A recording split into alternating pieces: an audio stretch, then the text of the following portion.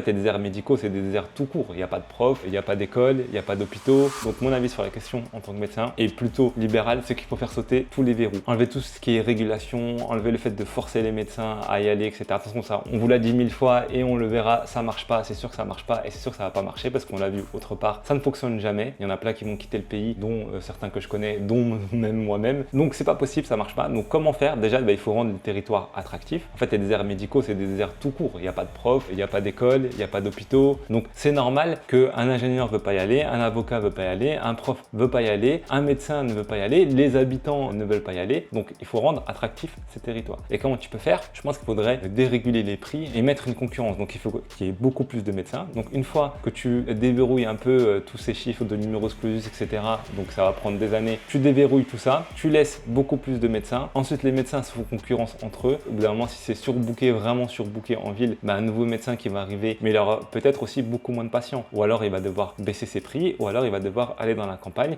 Et ça fait comme ça un maillage du territoire beaucoup plus simple. Mais là, le problème actuel où il n'y a pas beaucoup de médecins et en plus les territoires sont pas attractifs, là, dans l'état actuel des choses, je pense pas qu'il y ait une solution à court terme là maintenant. Et surtout pas forcer les gens à s'installer. De toute façon, faites-le, forcez les gens à s'installer. Vous verrez que ce sera n'importe quoi. Les médecins qui vont se laisser faire, tant pis, ils vont se laisser faire. Les autres vont partir ou se déconventionner. Et puis, on fera le bilan de tout ça dans quelques années. Il n'y a pas de problème.